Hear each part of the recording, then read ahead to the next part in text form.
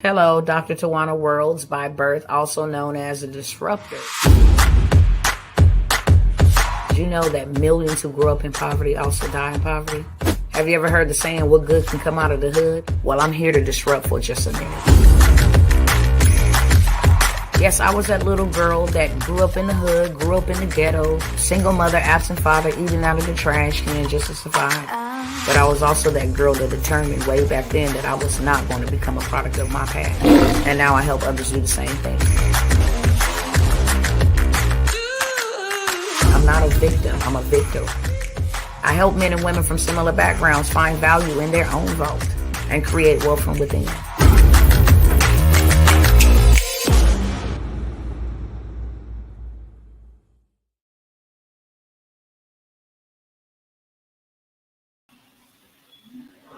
Y'all thick. What's going on? What's going on, family? What's up? Let me know who's tapping in on tonight. I ain't gonna even hold y'all on here tonight at all. Let me go ahead and get set up over here. And then I'm gonna jump off your timeline in just a moment.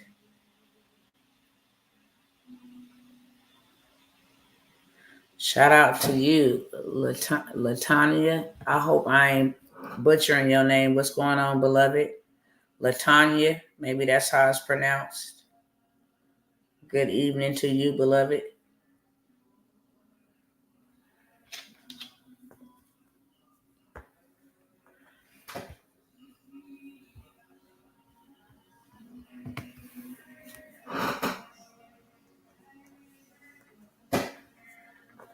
Let me go ahead and welcome my guest over here on TikTok and Instagram. And like I said, I'm going to go ahead and get started. I hope you all are doing well.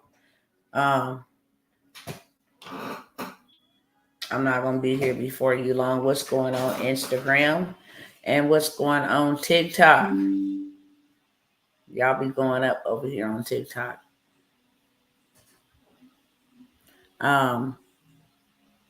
As I was telling them over here on YouTube and Facebook, I'm not going to hold you, okay? I'm gonna give y'all a little rundown. I ain't gonna be here too long sharing no information about what's going on. Everybody to each man their own, okay? That's where I'm at with this. But I did want to talk about this 40-40-40 scam. Do anybody got an idea what the 40-40-40 scam? I've been doing research, and that's why I don't come, be all active on social media all the time. Some people, be like, where you been? Where you be at? I want to research because I want to be well equipped. One thing that I do know is education. And I'm not talking about the American school system education. It has its place, okay? It has its place. We can all learn even from bad things. But I'm talking about like educating yourself. Really educating yourself. Nobody is in control of your life outside of the Most High, and then next that falls in line is you. God is the manufacturer, okay? We are the product. We are the masterpiece, and we are in control of our lives. We get to determine which way that our lives will go. And one thing that I do know, and two things is absolutely for certain. If you don't like the way that your life is going, you have the power to change it. There ain't no chains on you. There ain't no shackles on you. There ain't nobody with a foot on your neck. You got your own foot on your own neck. People really perish for a lack of knowledge. Bottom line.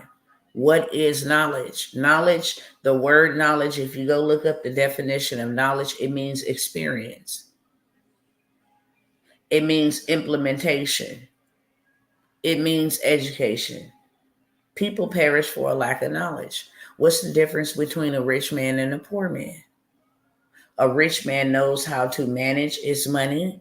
A rich man knows how to invest his money. A rich man or rich woman knows how to not where his money or her money. A rich man knows how to multiply its money. A rich man knows that to work for money means that you're a slave to money, but to have money work for you means that money is your servant. A poor man, okay? A poor man don't know how to manage their money. A poor man does not know how to invest their money. A poor man does not know that you don't have to wear your money and try to look like you got money so you can please somebody else who ain't got money. And really, what I have learned through researching is, and I come by here and I say this a lot, we all been scammed. They want us pointing fingers at different colors, different nationalities. Oh, it's their fault. Oh, it's their fault. Oh, they doing this, they doing that. But the truth of the matter is we all been scammed. We all been sold a scam. From birth, we were born into a scam system. But I want to talk about the 40-40-40 scam. Do anybody got a clue what the 40-40-40 scam is? Anybody? If you do, please share what you think it is. Taking a guess if you want to guess at what it is. If you know what it is. What's going on, B. Brown? Hello, Sister Maisha. What's going on? What's going on? What's going on? What is it? No. And this is what I'm talking about. If we don't know, we can't do. If we don't know, we can't do. That's what education does for us. It gives us the ability to know so we can do. How many of you would agree that if you don't know what to do, you can't do it? Yes or yes? If I don't know what to do, then I can't do it. If I don't know that I'm in poverty, then I can't come out of poverty. If I don't know how to come out of poverty, then I'm not going to ever come out of poverty, right? If I don't know how to do something, then I can't do it. Period. And that's what a lack of knowledge is. That's all a lack of knowledge is. So when I'm asking you these questions, I'm not asking you these questions to put you on blast. I'm asking you these questions because powerful people ask powerful questions, and powerful questions steer focus. And whatever you focus on, you can have. It's that simple. If all you focus on is gossip, then that's all you're going to have. It's just you talking about a bunch of people's business. That's it. If you focus on how tired and sick and tired you are, then all you're going to have is being sick and tired. Everything's going to make you sick and tired. Picking up the phone is going to make you sick and tired. Going to work is going to make you sick and tired. Being a wife is going to make you sick and tired. Being a side piece is going to make you sick and tired. Being a parent is going to make you sick and tired. Everything is going to make you sick and tired. Whatever you focus on is what you have. What you have right now, you saw yourself having it before you had it. You got to see it first in order to see it. I'm going to say that one more time. You have to see it first in order to see it. Please explain, Dr. T. I'm glad you asked. Before you graduated, for those who graduated, you saw yourself graduating. I don't care if your homeboys or your homegirls is like, look, let's come hang out. Let's do whoop-de-whoop-whoop-whoop, womp-de-womp-womp-womp. You like, look, I got to turn that down tonight because I got to go study. You were laser focused on getting your high school diploma. You saw yourself walking across that stage with your cap and gown. It don't matter if you failed the SAT test or failed any kind of test that you needed to progress. You were focused on retaking the test, getting a tutor, whatever you had to do, stay up late, do some extra work, whatever it was that you had to do, because all you saw was yourself walking across the stage.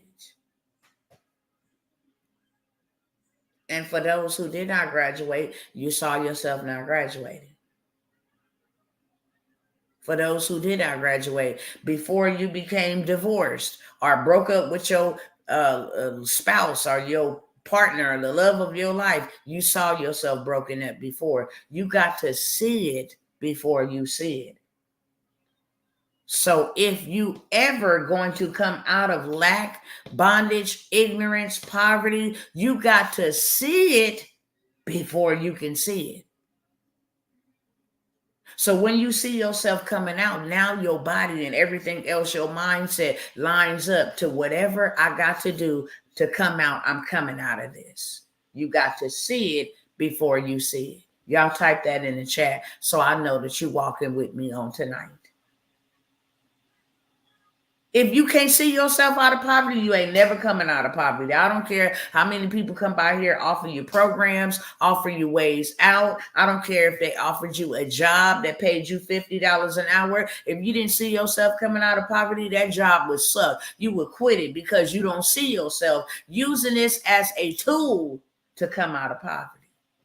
You don't see yourself reading books. You don't see yourself changing your circle. You don't see yourself. You see what I'm saying? You don't see yourself doing whatever it takes to come out. That's the difference between you and a rich person, period. The rich keep getting richer because the poor keep thinking everything is a scam. Before anybody can even come to you, be like, yeah, that's a scam. So that's why the rich get richer. Because even a loss is a write-off. That's what most people don't understand. You can't get no return on your money that you go and spend at the movie theater. You can't get no discounts. You can't get no tax write-offs for clothes you go buy, for these big Bentley and these dumb, ugly rims and these smart TVs. You can't get no benefits off of that. You can't get no return on that investment at all. You're just a consumer at this point. All you do is consume. That's it. You're just a consumer. Only thing you're going to get in return is a receipt. Hello, somebody. That you can't do nothing with but ball up and put it in a garbage can. But if you utilize credit, you can get rewards, travel points, flying points. See, that's the difference. Education will teach you that. Man, I don't get no return on this money that I'm spending. So I might as well invest into something like my credit so I can leverage other people's money to make me money and then get other people's money while I'm making me money. Now I can fly and stay in hotels and I can use these to get oil changes. I can offset the money that I'm spending on things like hotels, flights, oil changes, these different things. I can leverage their money without having no money and then make the minimum payment back. When you don't get nothing in return on a dollar bill, nothing. So you might ask, what is the 40-40-40 scam? You work 40 hours a week, okay? You work 40 hours for 40 years, only to receive 40% of your retirement. Therefore, you are never, ever, ever in a position to level up. You just overbroke. Period. You work 40 hours a week for 40 years before you can retire, only to retire on 40% of your retirement, which means you have to go stand in Lowe's and in Walmart and ring that bell, 60, 70 years old. Welcome to Lowe's. Welcome to Walmart. You think them old people is just in there because they got bored at the house? No, they can go so.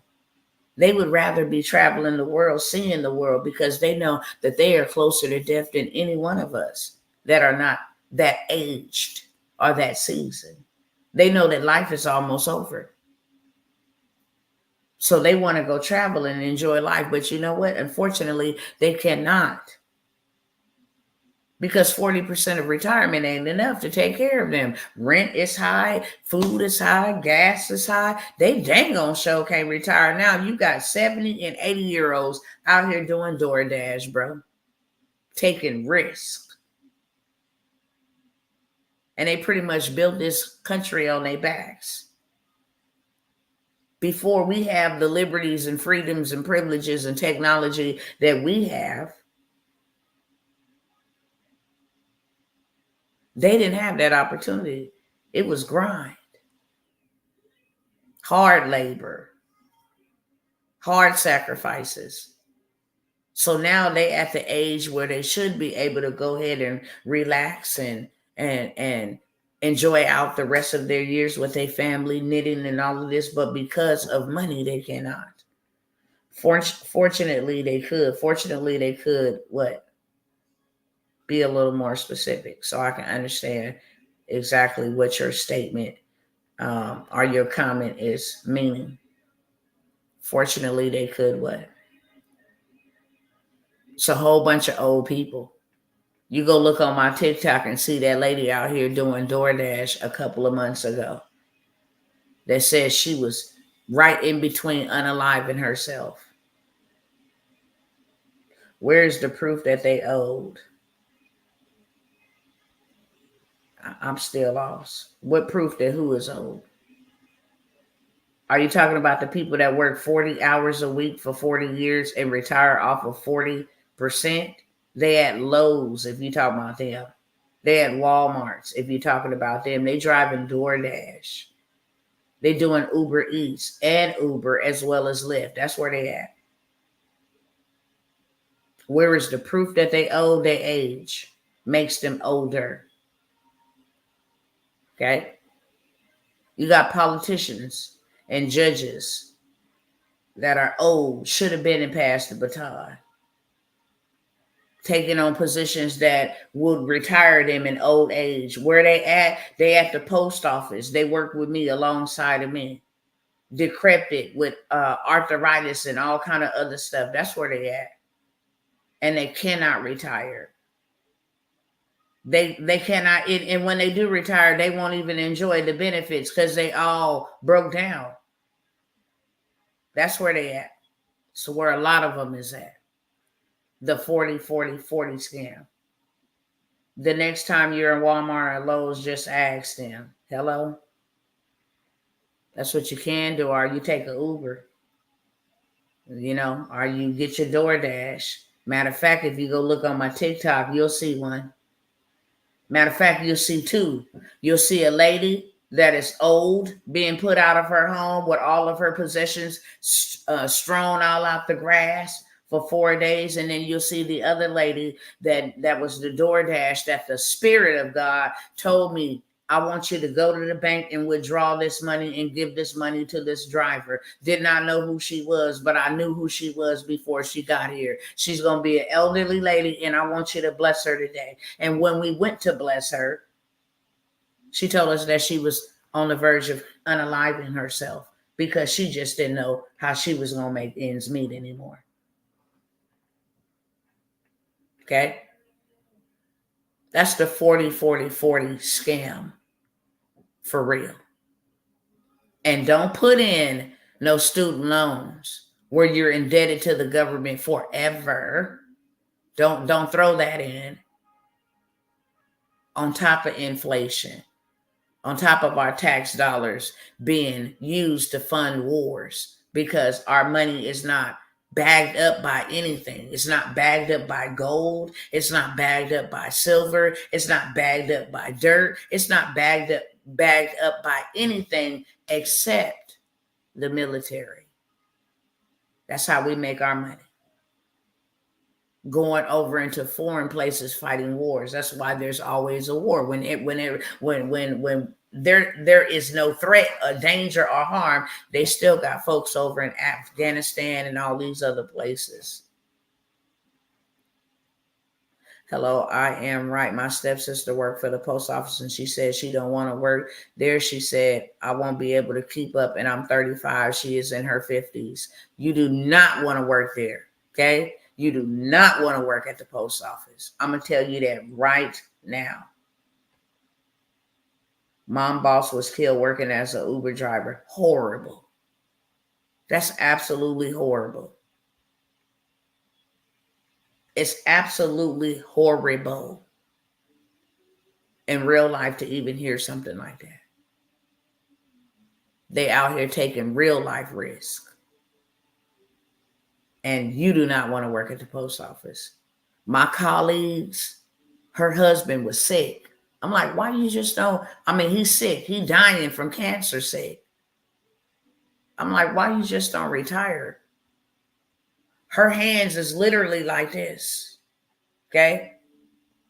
Rheumatoid arthritis. So she's still shoveling the mail. The horrid things that I seen at the post office, it's unbelievable.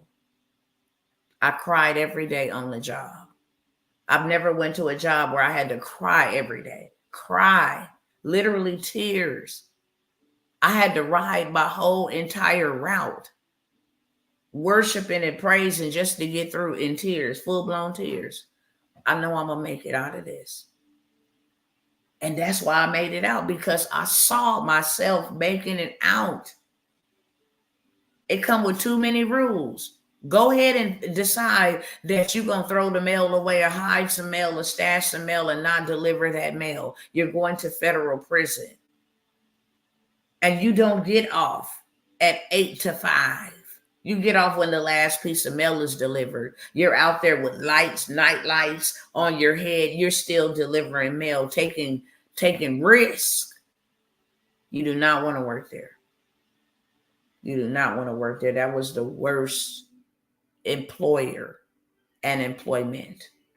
But I will say, put some respect on the male people. You have no idea what they go through. Put some respect on them. I tell everybody, when your mailman come through, go buy a card, or maybe something that they might like, a $20 Starbucks or something. Be appreciative and show them love and support. They bring your mail to you every day and you don't know the behind the scenes. That's the job that made me say never again. It made me say, hell no, to the no, hell no. And most people think to have a government job is great. No, it's not. No, it's not. No. You have supervisors of Amazon telling me they're doing DoorDash and it takes them about 6 hours to make $100 a day. And I'm like, good. And that's facts. That's facts. I did Uber Eats in a big city, Los Angeles. And it would take me a few hours to get to $100. I did that all the way up, pregnant with twins. I did that. I cleaned homes of the wealthy and rich in Los Angeles, pregnant with my son, all the way up until I gave birth. I take a $40 booking.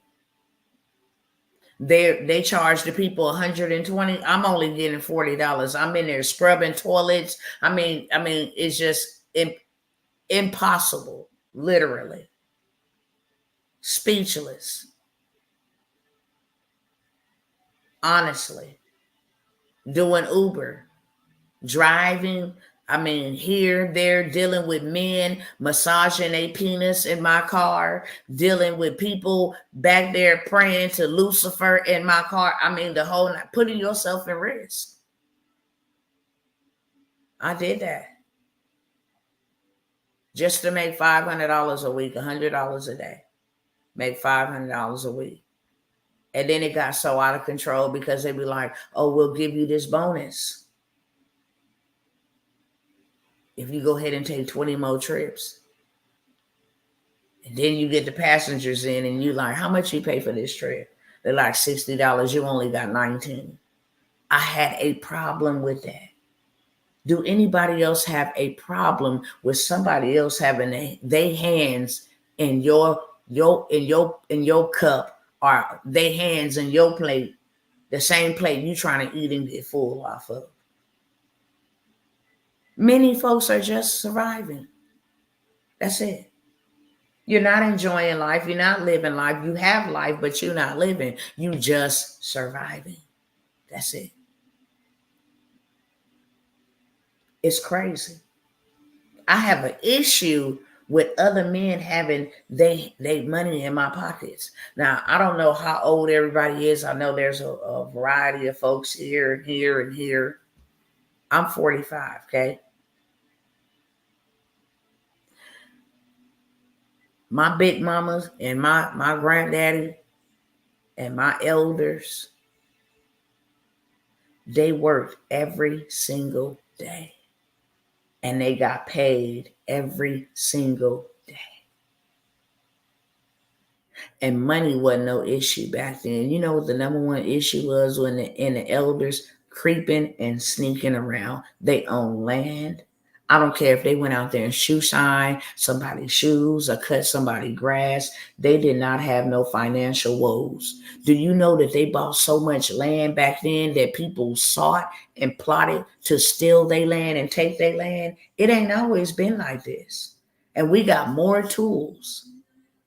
We got more tools at our fingertips than they did. I watched a video about a 61-year-old black woman that was unalived by an older white man in his 80s that was called by a scammer. I seen that too. Ain't that sickening? This lady lost her life over nothing that had nothing to do with her just because she was out there. Did anybody else hear about that story about a week ago? The man had got a scam call or something talking about put some money in there, and then they just used her. Because in Uber, you don't have to pick up a person. I can send you to my house to pick up something, and I just put it in a box, put it in your car, and you deliver it to where I needed to go to. That's all she did. Somebody requested an Uber for me to come here and pick up something. This man killed this woman. She begged him and told him, I ain't got nothing to do with it. Killed this woman. Unbelievable. It angers me, and not only does it anger me, it breaks my heart to walk into these stores, to have these old folks. I'm gonna record it, y'all. I'm gonna make a TikTok and a reel every time I order DoorDash or Instacart. The age range that come and deliver the food. I mean, they'd be barely dragging. It was a woman with a whole entire oxygen tank. Come and bring some groceries from Instacart. And it'd be like, ain't no way, bro. Our elders, I know all my grandparents, they own their home. They had insurance policies. That's for sure. Big Mama and them had insurance policies. That's what the family then was fighting over. You know, and they take in their little insurance policy and go cash it out. They didn't teach them how to continue the wealth. And that's why we're here now. We don't own a dang on thing. And you got to ask yourself what happened. Because these was people that didn't even know how to read and write, especially in the melanated community. They didn't even know how to read or write, but they owned land. And they got paid every single day. You think about it. You think about it. Do you have a bill every day? Every day, you're being charged for electricity. I don't care if the actual generated bill comes out every month or 2 months. Every single day, you're using kilowatts, and you're being charged for those kilowatts that you're using. Every day, you need to eat. Every day, whether you drink faucet water or not, you're being charged for the water bill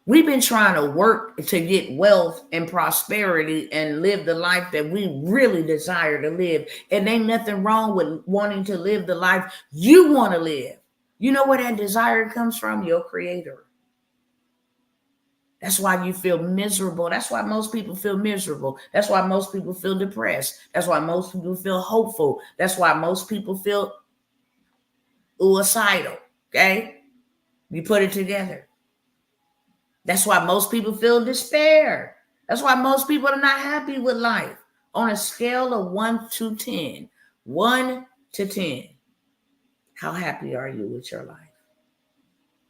Honestly, I'm going to wait for y'all to answer me that. On a scale of 1 through 10, how happy are you with your life and your circumstances? Thank you, Sister LaTanya. Honestly, a number 7, which means there's room for improvement all day long. All day long. You got room for improvement. 6, 8. I want more. You got room for improvement. 5, about a 6. That's what I'm talking about. Which means you're not totally satisfied because there's room for improvement. Now, let me ask y'all this. What's keeping you from the 10? What's keeping you from the 10? What's one thing that's keeping you from the 10?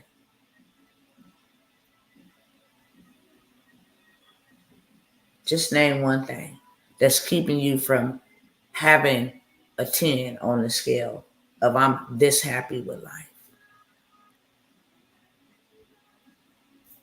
Let me know. One thing. Me, my fear. Okay, gotcha. LaTanya, money. Ann Woods, money. Health. Gotcha. And health is wealth. A physical ailment. Finances. Distractions. Okay. Working too much. Okay. Let me ask y'all another powerful question, because powerful people ask powerful questions, because powerful questions cause you to focus. And what you focus on is what you can have. Right?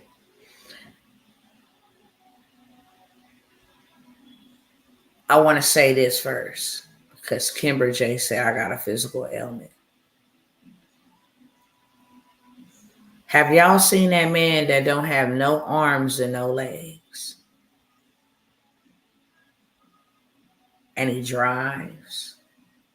Or that woman who got to like cook and put her hair in a ponytail with her feet because she don't have no hands? Have y'all seen anybody like that? Okay, I got one yes. So not even your health is stopping you. It's your mind.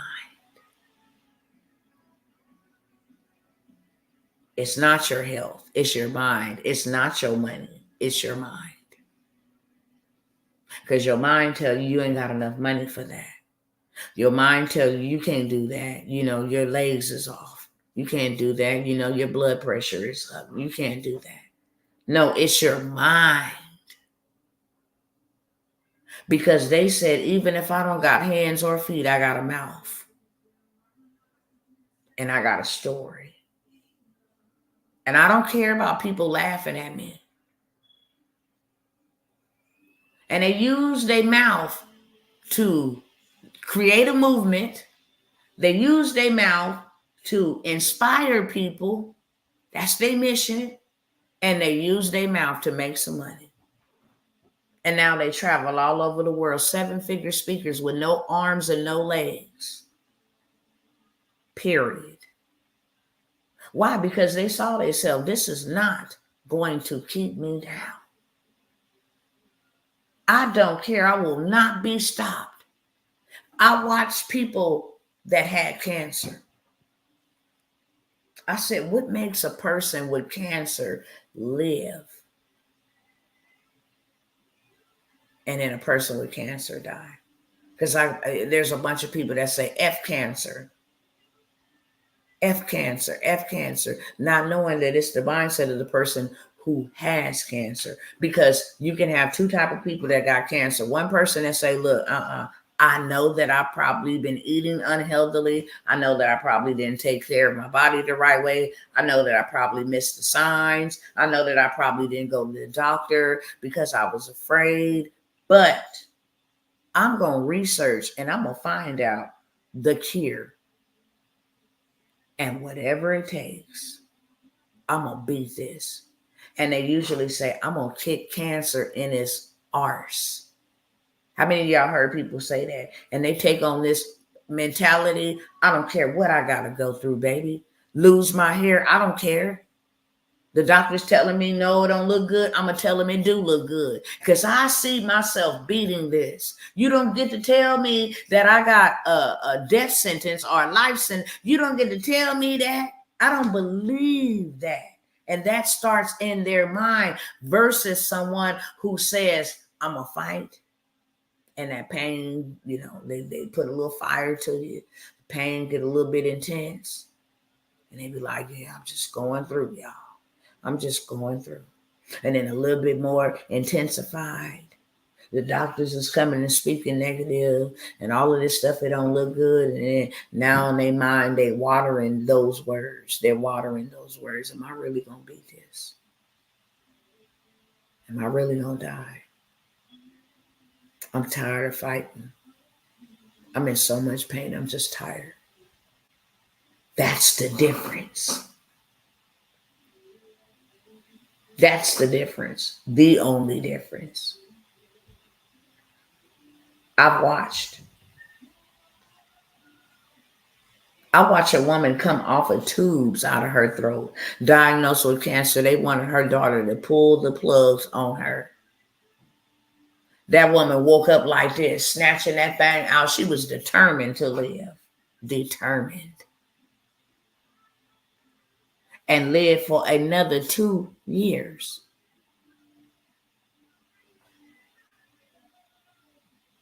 Determination. It's a mindset.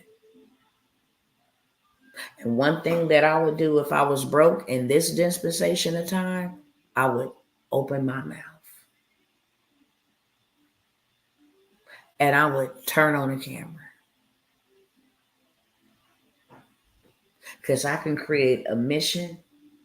How many of you guys are spiritual believers? I'm going to tell you something that's going to blow your mind. How many of you guys are spiritual believers? Not religious. I said spiritual. It's a difference. I have a relationship with God. I hear from God. I'm in tune with God, not the universe. That's something different too. Okay. I'm talking about spiritual connection to the creator over the universe and everything else. Now, how many of y'all have heard about Solomon, who was the wealthiest man that ever lived? The wealthiest man that ever lived. Okay. Now, why was Solomon wealthy? Why was he wealthy? Is it because he told God, don't give me money, give me wisdom? That's a part of it. Because he asked for the mindset to be able to serve the people. That was number one. But number two, he opened up his mouth and he was a communicator. There was a whole queen that came from another country to seek out his wisdom. He was a coach. Go read it. I dare you to.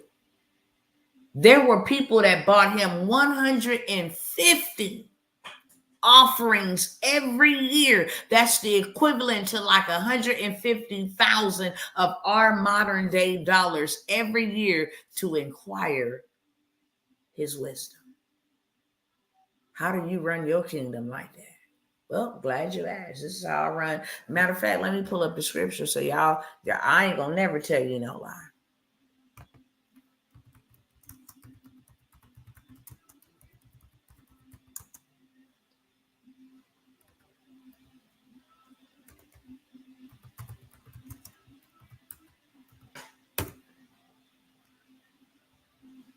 Okay? 1 Kings 10 and 14. 1 Kings 10 and 14. Each year, Solomon received about 25 tons of gold.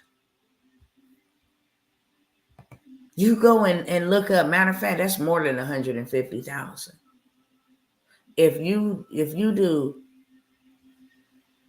do 25 tons of gold, if an ounce of gold is at 3,000, then you add that up. How many ounces is in a ton? And then you go ahead and do your numbers on that. Somebody that's a mathematician, because I really want to know. Somebody go do that. How many ounces is in a ton? Every year they bought him 25 tons of gold. So I want you to multiply the number of ounces times the amount of tons that they bought to Solomon and give me the equation. 1 Kings 10 and 14. Did I go? Okay. Let me go back. I started at 14, but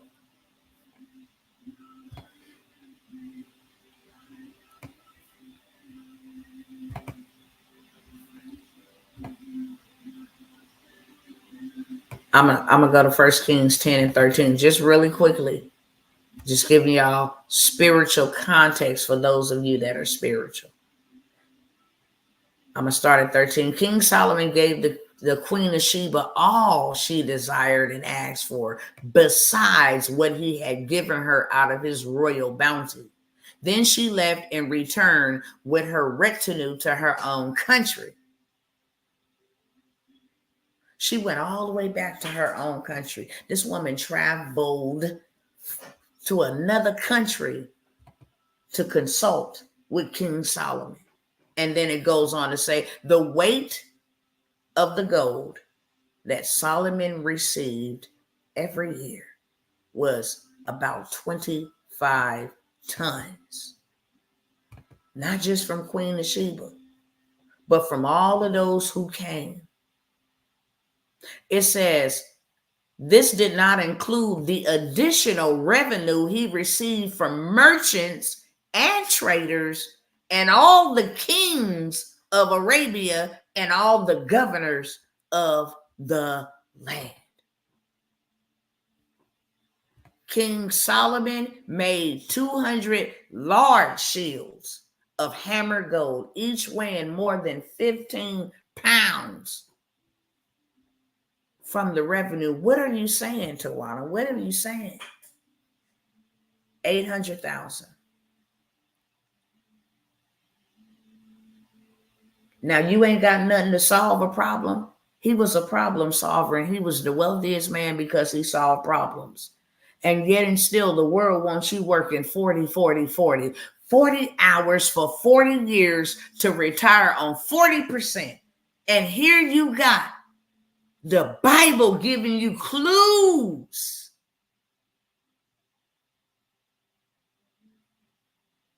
as to how you can become wealthy. Solve a problem. Consult somebody. Help somebody. They wanted to know how you running the kingdom. I'm glad you asked. What do I need in place? I want mine as successful as yours. Not only that, this brother was so wise that he wrote all of the Proverbs. So he put content out. He put content out. How do you think they heard about his wisdom? How do you think Queen of Sheba had heard. It says she heard. She didn't see. She heard of his success, his wealth, and had to come see for herself. If what she heard was true, all he talked about was bees and trees and nature. He found revelations in nature. Yeah.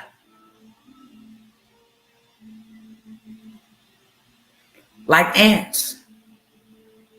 The Bible said, consider it an ant. They don't have no leaders and no king masters telling them to go, hey, it's season to gather food. They don't have no commanders in chief. They're not human beings. They don't got no bosses. Yet and still, every time at the right time, they know it's summertime. We need to build. We need to go out and gather. And we need to work in agreement. We ain't finna be arguing, yo, this is my piece of bread. No, this is my piece of bread. If something too big, we gonna all come together and attack it. And we gonna break off little pieces big enough so we can go back and take it. And then we gonna create a trail this way going, and we gonna create a trail this way coming back. Smart. And guess what? What I found out when I started researching ants, their lifespan is only 60 days. Imagine only having 60 days to live. When it comes to human beings and they tell you got 60 days to live, working is not going to be on your mind. You're not going to be thinking about no working. And then you still not going to be out there working like you all super strong and buff. And you ain't going to be wanting to work with nobody. Why? Because you only got 60 days to live. You would be so dang on selfish thinking about yourself. Well, I want to do this and do this. And this is how I want to spend my last days. This show ain't going to be trying to work and help nobody else get something. Am I telling the truth or a lie? I'll wait.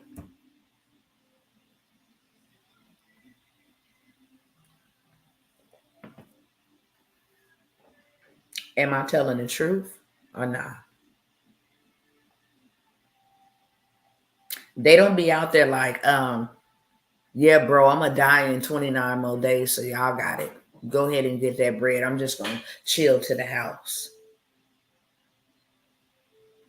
I only got 5 days left.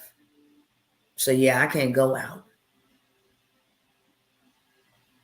Y'all got it. I only got 1 day left. They know that they got to go out at a certain time and get it because they know the weather conditions is bad. So they have to gather in the summer in order to take underground to prepare for the winter time when it's dry and it's destitute and they can't come out. And boy, them ants have the power and the capability to build ant hills as tall as human beings when they work together collectively. Ain't that something? Ain't that something? And then the Bible tells us to consider the ways of an ant so we don't become like a sluggard. Now, most people didn't know that, so I can talk about that. And people be like, dang, I never even know that. I can be like Solomon too. We serve the same God.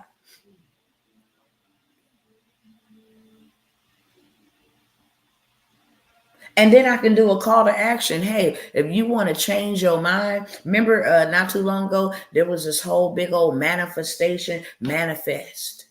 You even had Satanists and all kind of weird, evil people because manifestation is a principle. As a man thinketh, so is he. As a man thinketh, so is he. They was manifesting men. I'm going to get with me a baller. They even had conferences on how to get you a celebrity, man. They was manifesting celebrity men. How you think it happened? Because as a man thinketh, so is he. If you put your mind to something, you can do it. And that bad boy is powerful. It's the most powerfulest force on planet Earth. Let me tell you how powerful your mind is. This might be a little humorous to y'all, but it's real. Your mind's so powerful that it'll tell your body it's time to go pee and release your bladder. And then you be like, okay, yeah, I'm going to get there. I'm going to get there. And you can hold it till you make it to the bathroom. But the moment you get to that bathroom door and get that bathroom door open, that pee finna come smooth out. And you can't stop it because your brain has notified your body that it's in the proximity of a toilet. Whether you squeezing, don't try to get your belt off, and oh my God, you're trying to stop from peeing so you can get your pants off, but your mind and told your body it's by a toilet. Am I lying or no?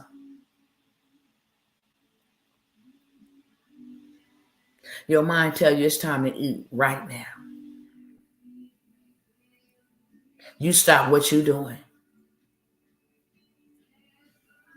to go find you something to eat. You like, man, I'm about to throw up if I don't get something to eat. I ain't ate all day because your mind tell you it's time to eat.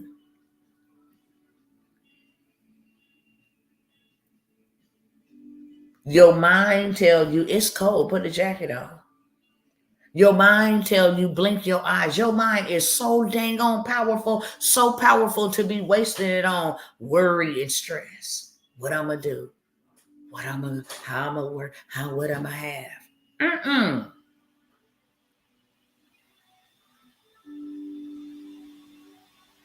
If you took your mind and say, look, instead of me using it negatively, let me use this thing positively. How I'm gonna get out of this situation? And by any means necessary, whatever it takes, I'm coming out of this. I'm putting a stop to this. When I was smoking Newports, never forget, real story. My pastor walked up to me because I didn't smoke on the church grounds. I was too afraid. I grew up with the old folks who you knew you better not go outside that door and smoke no cigarette. You better not even wear a hat on the church ground. You better put up your finger when you walking by a tiptoeing. I don't care if you're making noise or not. You better make sure that you respect the house of God. I grew up with them type of people. So I would sit in my car right before I came to church and smoke my cigarettes, which meant that the cigarette smoke more than likely was up on me. And then when we walked through the foyer, they were there to greet us. And he said, girl, don't you smoke not another cigarette. You too beautiful to be putting cigarettes in your lips. You hear me? And I'm looking like, busted. I had never had nobody tell me that my lips was too beautiful to smoke a cigarette.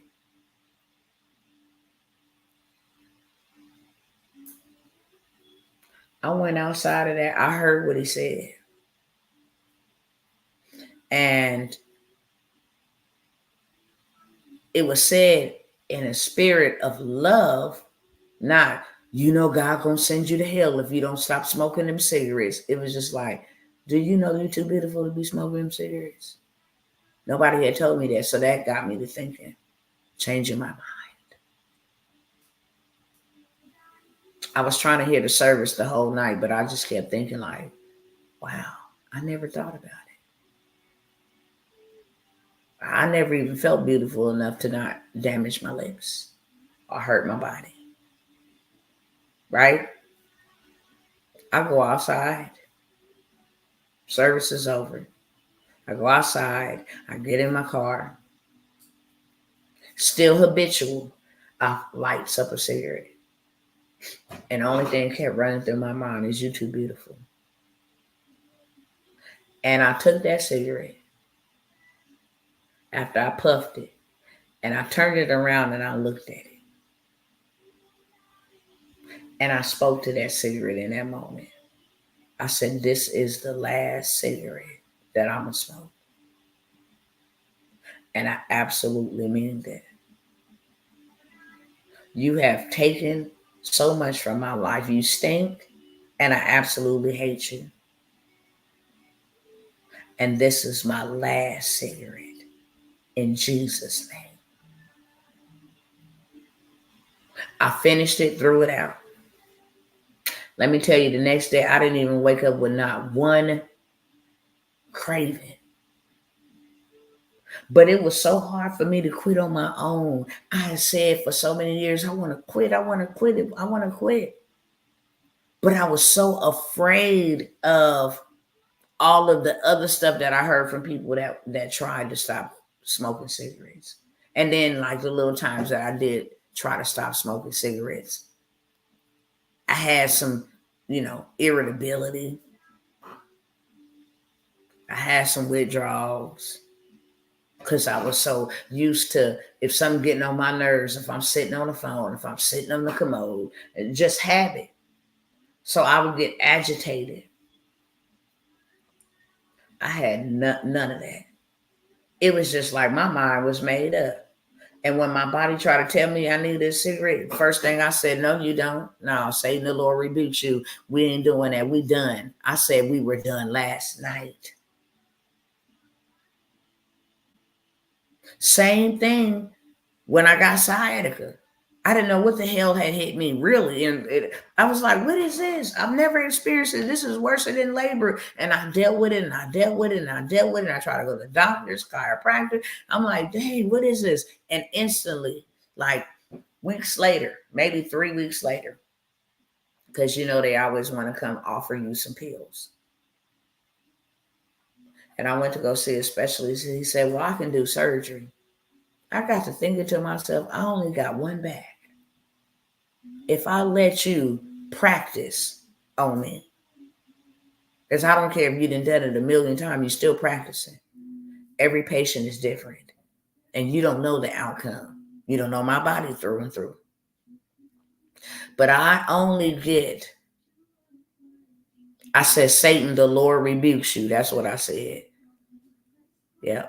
Satan, the Lord rebukes you. Anything somebody trying to speak negative, because Satan only comes to kill, steal, and destroy. So negativity, if you try to put thoughts in my mind that are not godly thoughts, God said I can do all things through Christ who gives me the strength. So if Satan tries to come and tempt me or oppose that's a thought from him. And that's when he needs to be rebuked. Satan, the Lord rebukes you, meaning Satan, the Lord punishes you. That's what it means. So they like, we can get you surgery and inject you in your bones and all of that. And I'm like, nah, I'm not doing that. You're not finna inject me in I only get one back. You mess up my back, that's it. So I'm like, I'm out of options. What do I do? I woke up the next day, real spit.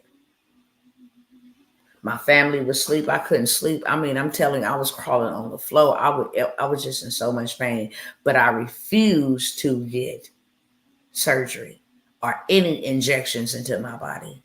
I got up before my family arose. My neighbors probably thought I was crazy. I went outside and I walked up and down my driveway, decreeing and declaring, I don't know who you think you violating, but you're not violating me. And I know that I have only dealt with this long because I have accepted it. But today I serve you notice, devil. The devil is a liar.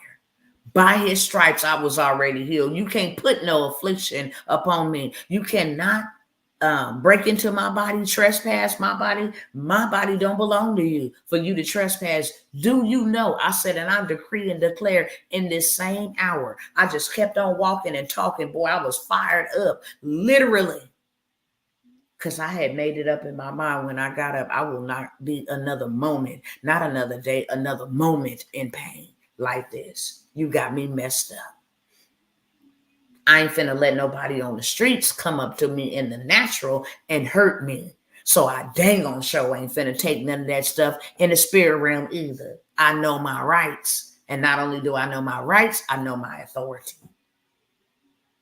But I had to change my mind. My mind went from, ooh, this is hurting so bad. And oh my God. And then it just hit me. Like, you accepted that. And the moment you accepted it, he took it and ran with it. It's the same thing with poverty. It's the same thing with a lack of knowledge. It's the same thing with anything.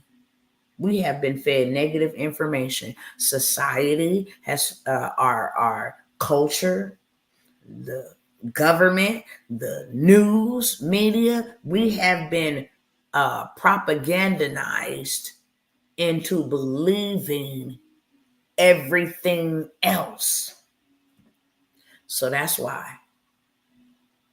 we don't have what we need. Because our mind tells us we can't have it.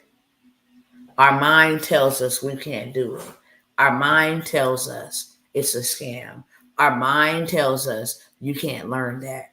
Our mind tells us, and notice how the mind works. Let me take a drink.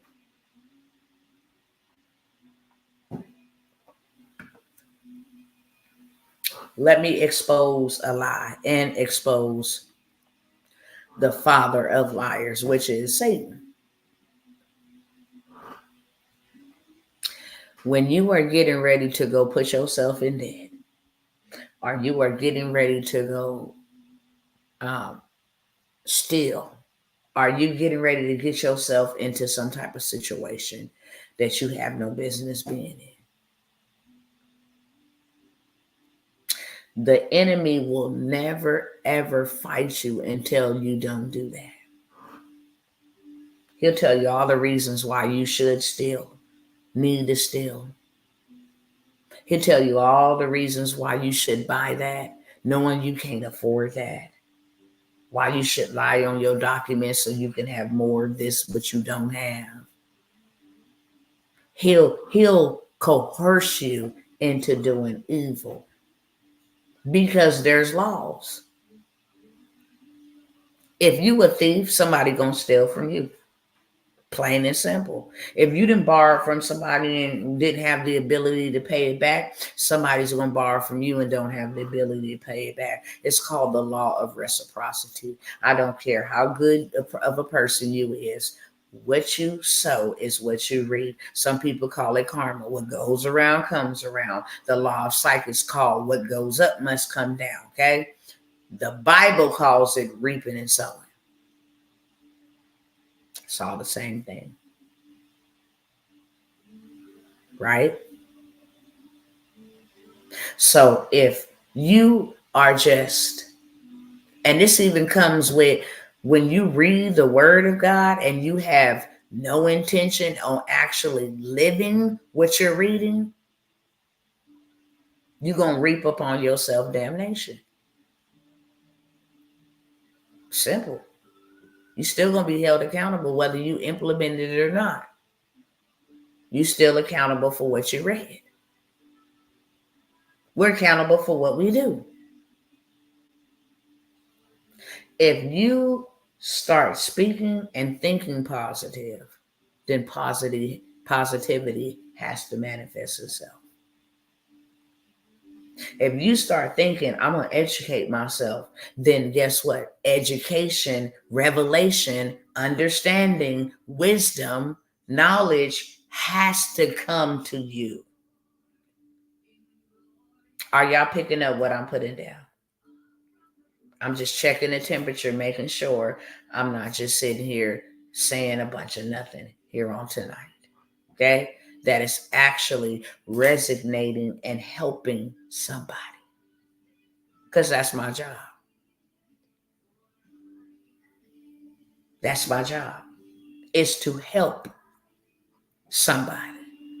It could just be one person. That'll be good. So back to what I was saying. When the enemy comes and the enemy tells you to do wrong or negative and don't invest in yourself and do all of that stuff, because that's what he do. What last part you want me to repeat? Can I repeat the last thing? What did I just say? Somebody type it in the chat. Because spiritually, I'm speaking. So I might not even say what I might even remember what I just said. Real talk. Because I'm speaking expressly by the Spirit.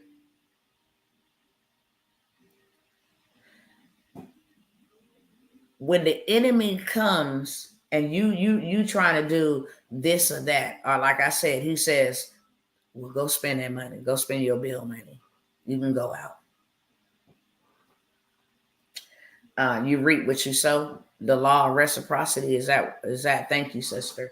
The law of reciprocity. What goes up must come down. What you reap, what you sow is what you reap.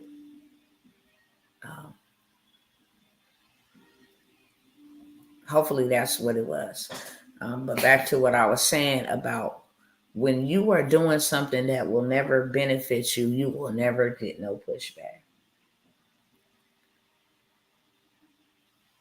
You will be enticed to go do wrong, spend all your money so you can stay in a continual cycle of bondage.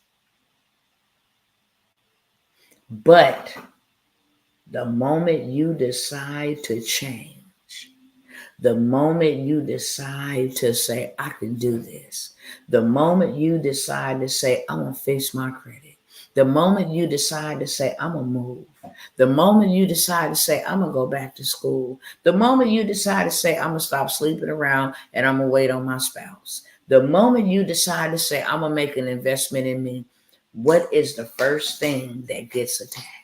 Somebody talk to me.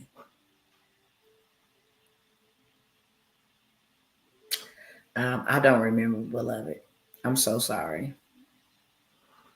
This replay will be available, processed when I get done. So what I will say is like, fast forward to like the 1 hour and 10 mark, and just because we only on 1 hour and 16 minutes. So I would say somewhere in between 1 hour and 10 minutes and 1 hour and 16 minutes. I'm sure you'll find what you're looking for. Nobody want to ask. What's the first thing they get attacked whenever you say you finna make a positive change? When you're doing something and you say I'm going to go do something negative, you're enticed. You're encouraged. Yeah, take that money. Go ahead. You'll get it back. You can borrow that. Yeah, spend that. You know you really shouldn't be spending. Yeah, just spend it. You're enticed. But the moment you decide to make change, the first thing that is attacked is your mind. Oh, you shouldn't invest in that. That's a scam. That's not going to work for you. Oh, you can't afford that right now. No, you can't afford that. Try back next time. Oh, that person's just probably trying to get your money. Yeah. Don't do that. You notice that? You notice that? If you do press through, and you say, look, I'm going to go ahead and invest in, next thing he's going to fight you on is not showing up, procrastinating. Or he's going to use your family to start doing a whole bunch of crazy stuff to get you distracted. Send friends who you ain't heard from in a long time. You want to go out, girl? We finna go hang out, girl, on a road trip. Bro, you want to go shoot some hoop? Get you all discombobulated and distracted. Why? Because your words don't move nothing. Your movements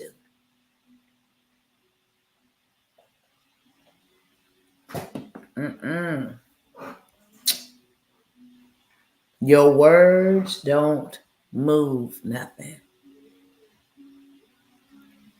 You know how many people will live and die and say they want to be rich and they never even got to see riches? Because they never did nothing about it. It never left their mind. They never did anything to be rich.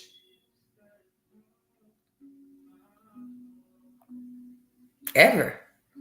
Except thought about it. The moment you decide to make a positive, I'm going back to school to read.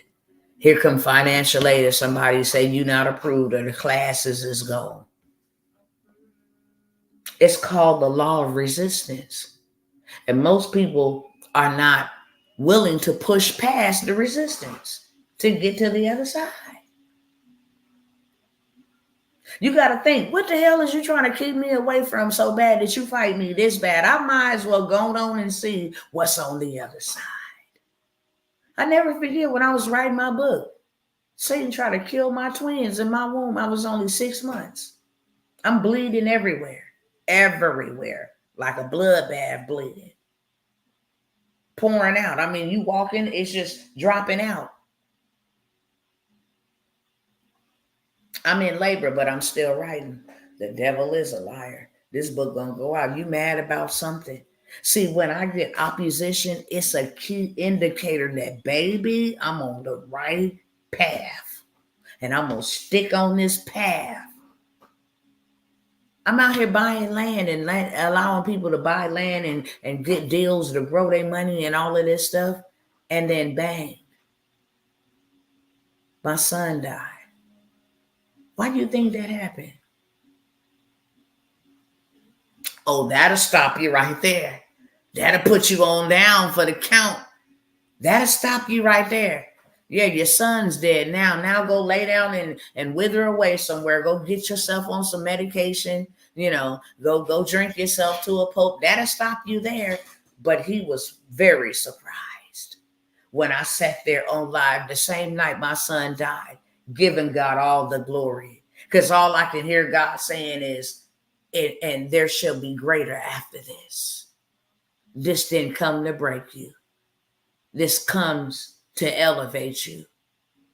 This gonna light a night of fire in you that you would never knew you had on the inside of you. That's all I can hear. And tell me, how many times have I even stopped since then? How many times did I go MIA? For the first year, I said, respectfully, I'm going to take a few weeks off to heal because I just been in go mode since he died. And it's the second child I buried. One died April 9th, one died April 18th. Imagine that. And then the one that died April 9th, his birthday is in a couple of days. When I tell you the enemy tried to take me out, my family out, his siblings out, my husband out. My husband lost over 100 pounds. And he wasn't even trying to diet. He was only trying to keep his family afloat and together, while trying to carry all that weight for himself. He was losing himself. I had to see my husband he looking like he next. And he needs some attention. He's trying to cater to you, take care of the kids so you can have your moment to grieve and work and all of that. Why do you think? And then when he couldn't get me with that, he started using these platforms to try to attack me. Oh, she's still going to go forth and still going to hold her money up. Put her money in your reserves. I've never been attacked like that in my life. I heard about other people being demonetized and all of this stuff. I've never been attacked like that in my life.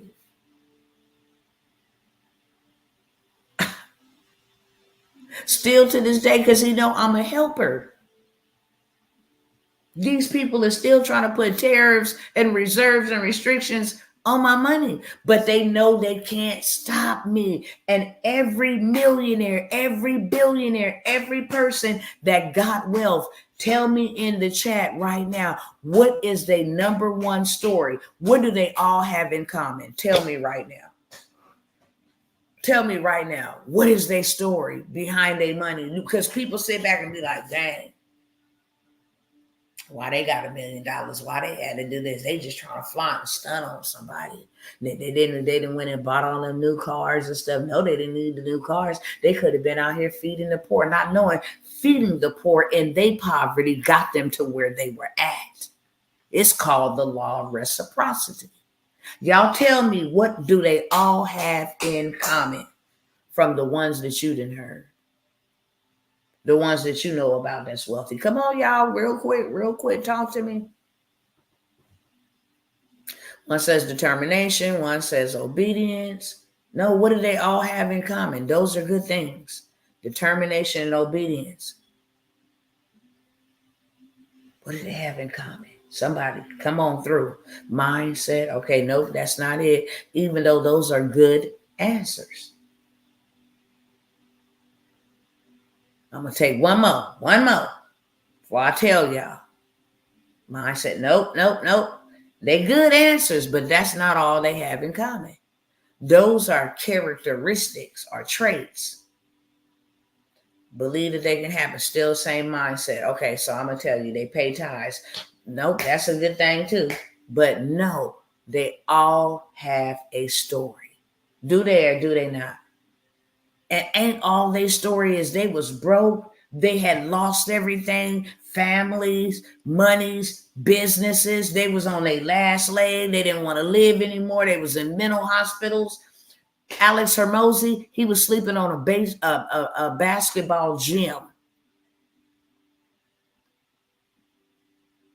Billie Jean, he was in his mama basement. Every single last one of them. Listen to Lisa Nichols.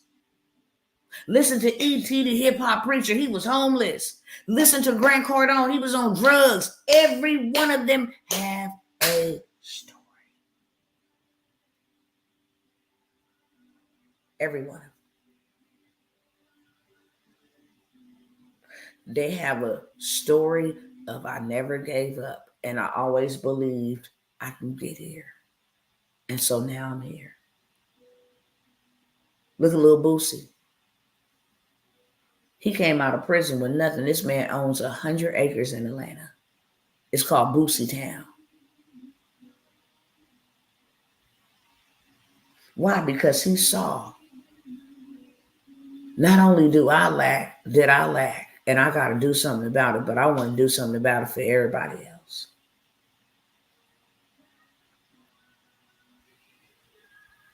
They all have a story in common. You can't even hear about another person's business without hearing about their story. Let me ask you on tonight. He got diabetes. He also had cancer. See, look at the stories of overcoming. That's the name of the story. They overcame. They all had obstacles. They all had challenges. They all had setbacks. They all had some horrible things happen to them. But they had the mindset to overcome.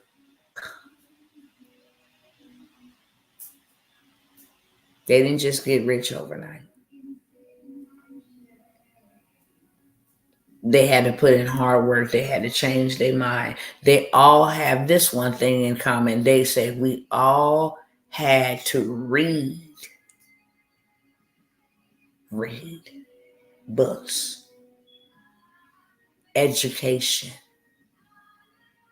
When you want to change the narrative, all you got to do is educate your mind. Because you can lose $1 million.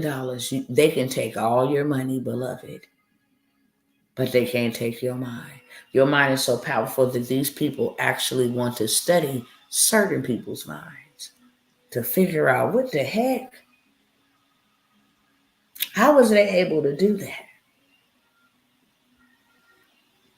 How many of y'all have a story here on tonight?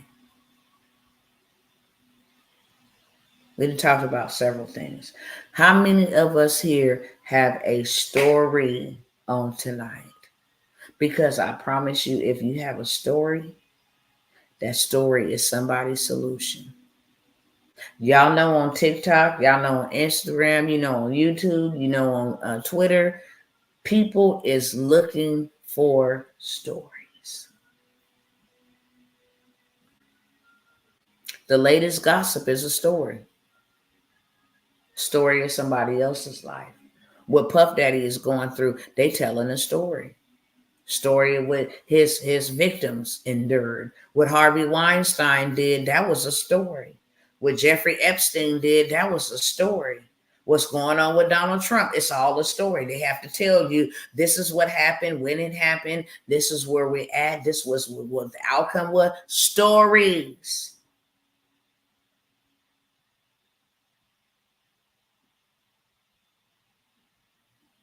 So now with you knowing that you got a story, let me ask you two more questions. The first one is, if you have a story, why you don't have what you need? The second one is, so now that you know you have a story, and this is what every successful man and woman has, and I have a story, then am I broke by choice? Those are the two questions. If you have a story, then why you stuck? If money is the issue, then why you stuck?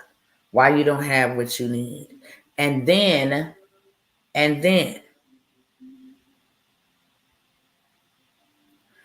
would you say that you are broke or stuck or in lack by your own admission? I feel like my story is common. Don't matter. Your story, even though you feel like that, you can't base, or you can't live your life off of feelings, because feelings change. Let me say that. Trying to say it in the utmost respectfulest way to you, but y'all know I'm a straight shooter, okay? What may be common to you is somebody else's breakthrough. And ain't nothing common about God. Nothing. Do I share stories with other mothers who've lost their children? Yeah, but their story ain't my story. And I tell them that all the time. Your love ain't the way I love mine. And my love ain't the way you love yours. They're totally different. We can relate, but we are not the same. Do McDonald's and Burger King have the same story? Nope, they have the same product, but they don't have the same story. One grew up out of a kitchen basement, and the other one got funded and got some capital to start up there. They don't have the same story, but they got the same product. Now, why do you feel that your story is common? Who told you that lie? Who told you that lie? Because see, it's the mind. You see how you say, I feel like my story is coming. That's your mind telling you that. So now you got to get to the root of who told you that your dreams and what you've gone through or anything about you is just common. Did society tell you that? Did culture tell you that? Did your parents tell you that? You got to get to the root so you can chop it down. The only way a tree dies is if you cut off the root. So now we got to go back and find out, where did that come from? Because that is not a thought of God, for one. I am in lack of education, but I have experience. It's just mindset. It's just mindset. And that's what I would start changing, is my mindset. Telling my mind that I can believe it. Using positive affirmations. I'm above average. Everything about me is fearfully and wonderfully created. I can do all things. I will not only excel, I will succeed. I will leave my mark and my legacy, my footprint in the sands of time. Speaking it out of your mouth so your mind can catch it and grow it. I don't believe it's common. I was just taught to not speak on it. I'm talking to the other sister over here. I'm on 3 platforms, beloved. I have a child loss story. My condolences to you. That's never easy. But if you have a child loss story, you got to tell it.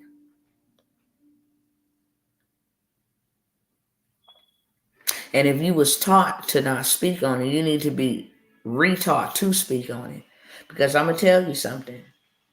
I would like to write books and be a motivational speaker. What's stopping you, Dottie Johnson? Let me ask y'all some hard questions. What's stopping you? If you would like to do that, what's stopping you, love? What's stopping you? because you got all kind of tools and all kind of resources that'll help you do that thing in a day, in a weekend, in real life. So I want to know what's stopping you. You can tell your story in one day. That's it.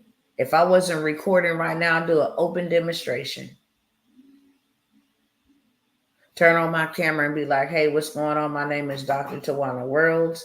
I came by here to tell a story. This is going to be part one. My hopes is to reach others that may have similar stories, looking to connect with other like-minded individuals, etc. Blah, blah, blah, and blah, blah, blah, and blah, blah, blah. Y'all stay tuned and tap in for part two, because I can only record up to 3 minutes. I can only record up to 60 seconds. So make sure you stay tapped in for part two. That'll be dropping.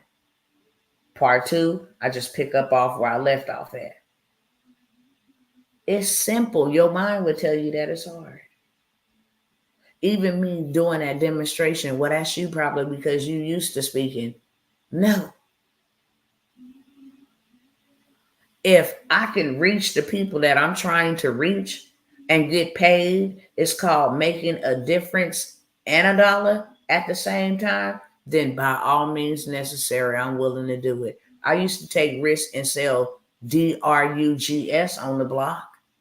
I was taking a risk then. I was taking risks.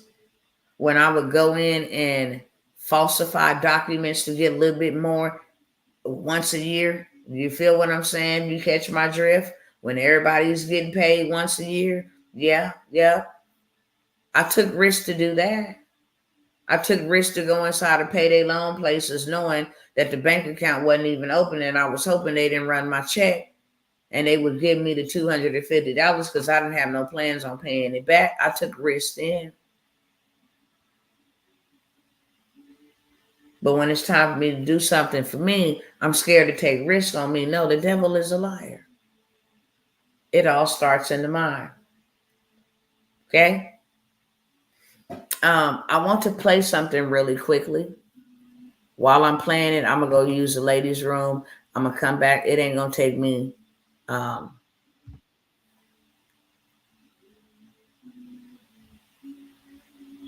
don't want that. It's just going to take me a few seconds. Mindset is key. That's right. Absolutely. I want y'all to listen to this. When we going to connect, Miss T? When we going to connect? You let me know. Huh? You let me know when you're ready to connect. You let me know. We can try to figure out something to make it happen. I want y'all to listen to this real quick. And then I'm going to use the ladies' room. Then I'm going to come back and I'm going to go ahead and get off y'all timeline in just a minute. I'm going to wrap it up, okay?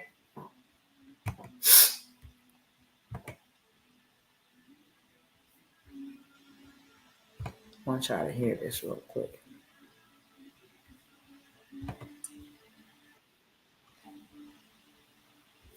Let me log out of this one because this got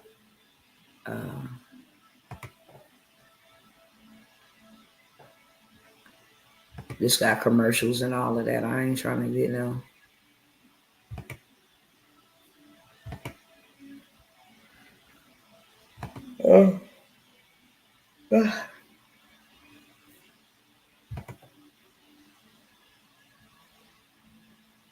Okay.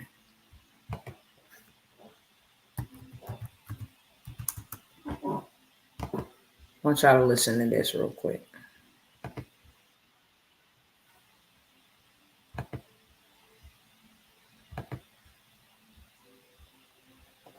Hello, where I'm from? I'm from heaven. That's where I'm from. I'm just residing in the earth. Where are you from? I think it's rude to ask somebody just straight off the rip, like, where are you from? Where are you from? I'm from the kingdom of God. Where are you from, beloved?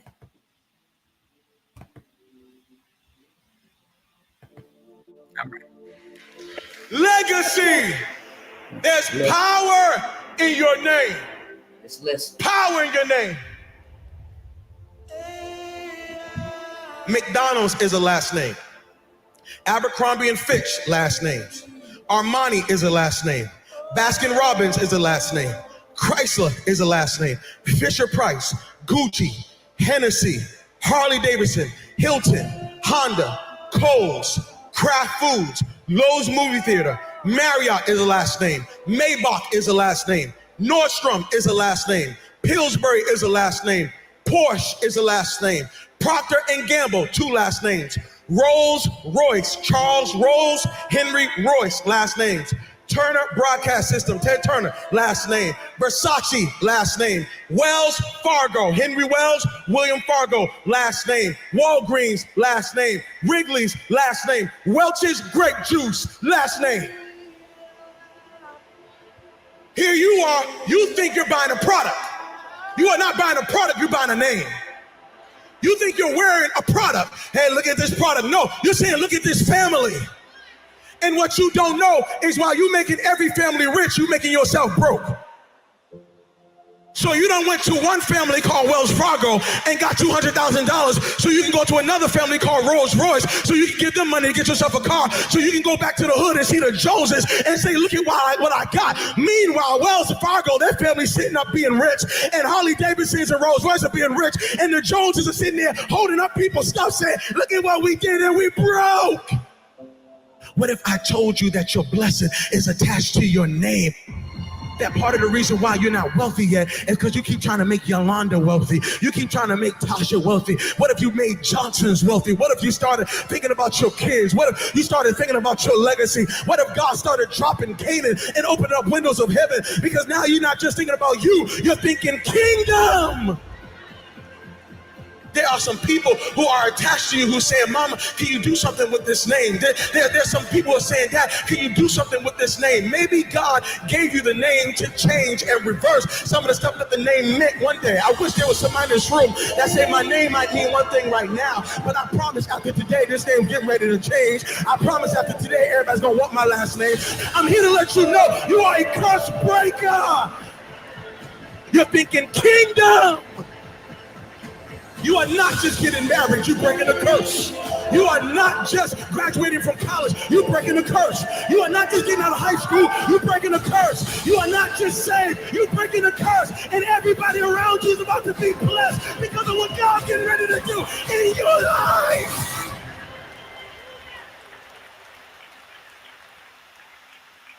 I don't know what my name meant before I got here, but I know what's going to mean before I leave. You got a legacy. Power in your name. A legacy is something that is passed down. It is your mark. It is your footprint in the earth. It is your contribution to the world. Your legacy is something that is passed down. It is your mark. It is your footprint in the earth. It is your contribution to the world. I don't care about legacy. I'm single. I don't care about legacy. I don't have no kids. I don't care about legacy. My family never cared about me. I don't care about them. My life is my own. Why do I need to even think about legacy? Well, here's the thing I have to say to you. The thing you need to know is this. You are leaving a legacy whether you want to or not. Everybody in this room is going to leave a legacy. The question is, are you going to be intentional about the legacy you're leaving? Are you actually going to be intentional, or are you just going to let anything be passed down, anything be given to others on your behalf? Don't let it be so. It's like this past weekend, I went out to go preach. And when I went to go preach, I went into a city and I rented a car. When I went to the rental car, they said, go downstairs in the garage. You can grab any car. When I went down there were only 2 cars. There was one car that looked like it wouldn't make it past Monday. And then there was another car. So I went to this car. But when I got into the car smelled like cigarette smoke. And so I took off with the car because, I'm just like, hey, let me get out of here. And so I'm driving the car for a couple of days. When I bring the car back, drop off the keys, they say, hey, you have any problems with the car? I said, no problem with the car. They said, all right, cool. I leave. And they said, I looked on my email and they billed me $350. How you gonna charge me? I've never smoked a day in my life. They said, sorry, sir, you brought the car back smelling like cigarettes. I said, no, I didn't bring the car back smelling like cigarettes. Y'all brought me a car that smelled like cigarettes. They said, no, all we know is that you brought us a car with cigarettes, so you have to pay the price. Can I tell you something? That is a picture of many of our lives. Some of us lived a life that stunk so bad. And many of you are paying a price for a life that you didn't live, but somebody lived before you, and they handed you down a name or a life that stunk so bad that now you got to pay forever for it. And I'm here to let you know, stop giving people this dirty, nasty, stinky life. Why don't you build a legacy so when somebody gets into the car of your life, they want to say thank you instead of, I can't believe what you did to me. Everybody here has struggled with an addiction that's not yours. It was an addiction that your family didn't deal with. It was an addiction that your father just overlooked. And so it got passed down to you. And now you're struggling with this addiction. But truthfully, if you track the addiction, your father had it, and your grandfather had it, and your great-grandmother had it, and your whole family had it. And because they didn't deal with it, because they weren't thinking legacy, now you're driving in a car that you got to pay for. And God is saying, the buck stops here, that this is it. I put you in the earth because you're about to stop some stuff. I know people who went to go buy a house, and when they went to go buy a house, they saw their credit report, and the credit score was so jacked up. And when they saw the report, they realized that mama had gave out their social security number to the whole family. And everybody done rented stuff and didn't pay back, and everybody had electric bills and cell phones that don't even exist no more. Why? Because somebody didn't care about legacy, and they handed you a bill, and now you can't walk in Canaan, not because of your issues, but because of some issues that were passed down. God forbid you are sitting in this place saying, I don't care about legacy. You need to care about it, because somebody's got to live in the life you have. You are passing something down whether you want to or not. Period. I'm going to stop it right there. What y'all think about that? Let me know in the chat what y'all think about that. And while you let me know in the chat what you think about that, I want to ask, this is Feel Great with Louie off TikTok. Okay, what's going on? What's going on? What's going on? Make sure you, I'm going to check the DM. I did see your message over here, brother. I'm going to check the DM for sure. What y'all think about that? I'm looking for new partners. I'm going to check out what you got. Send me the information you got, and I'm going to definitely check it out, okay? I want to ask you guys what you think about that message, what you think about your legacy. But not only that, I want to take it a step further. If you have children or you want to have children, would your children want to change spots with you financially right now?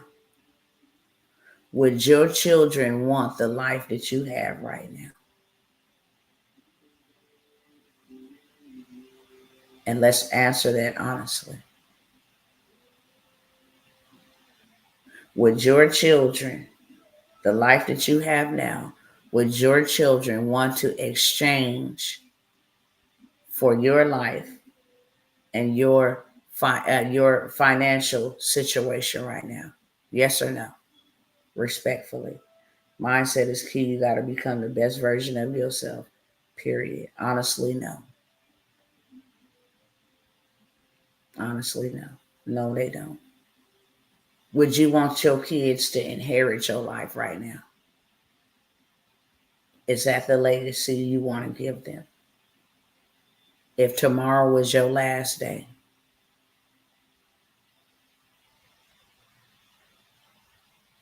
and all that you have done this far is the only inheritance that your children would get.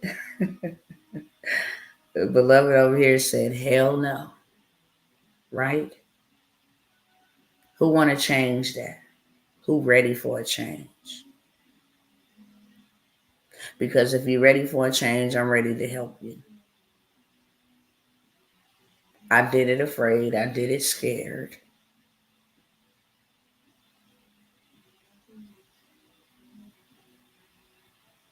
I did it all of that. I walked away from Section 8, welfare, and food stamps. You talking about scared? That was my crutch for a lot of the years of my life.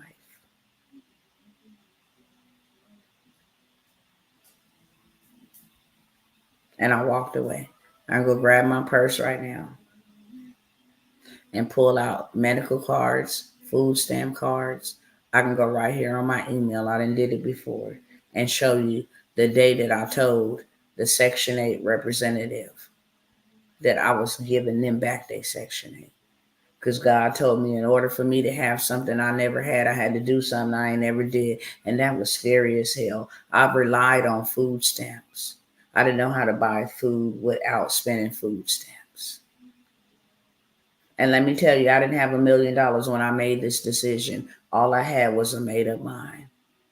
And I was tired of being tired. And I was tired of taking losses. And I was tired of being told, no, I can't live where I want to live at. I was tired of living in hoods and neighborhoods. I did that my whole life that I didn't want to live in. That's all I had. I left a Section 8 apartment with furniture fully in it to a foreign place. Left the West Coast and came to Texas. On faith. Because I had nothing else to lose. What's the worst that can happen? Me get there and it don't work and I just get some more food stamps. I mean, what's the worst? I have an opportunity for 12 people and I want y'all to hear me before I go because I only got a few minutes, okay? I've thought about this. I sought God about it to see how I can assist His people. And I'm only going to take 12 people for this. I want to show you how to at least make $1,000 to $5,000 in the next 30 days by using your story and building your tribe. It's simple. Creating a community. You got a story? Now let me show you how to create a community. How to put all these people into one community and charge them a Netflix subscription to be in your community. Where's my mathematicians at? If you got 100 people to pay you $17, it's not hard to do. They spend it at the gas station. Somebody tell me how much money you've made. 100 people at $17. Just 17.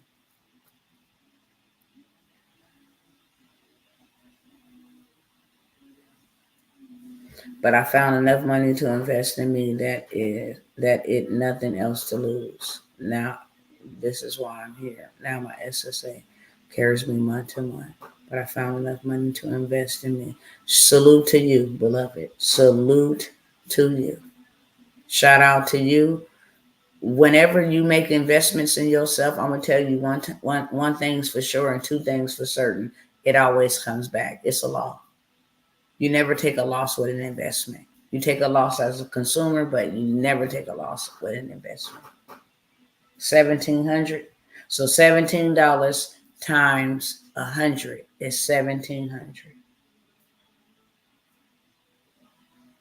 Now, what is $17 times 500?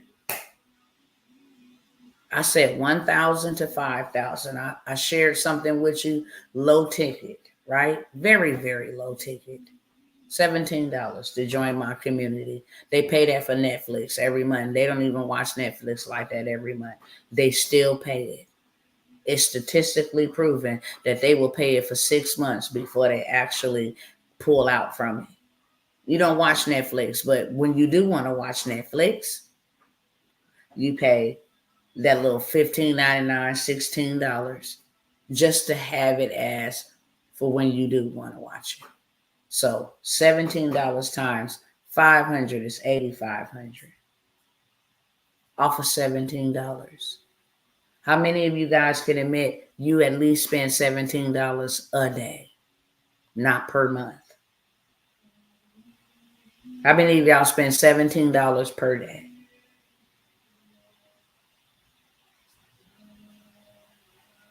You just say yes. Go to the liquor store, the corner store, the gas station, buy 2 bags of chips, a cup drink, a bottle drink, a fruit juice, you know, something sweet, that's $17. Get some gas, that's $17 or more than $17. Go to a restaurant, ask for a Happy Meal with apple pie on the side, that's $17. So we all agree people don't have a problem spending $17. I have 12 spots where I'm going to show you how to make $1,000 to $5,000 in the next month, 30 days, utilizing a Netflix subscription and building your tribe. As simple as that. And I'm only taking 12 and it's $97. I spend more than that on the West Coast, baby. Listen.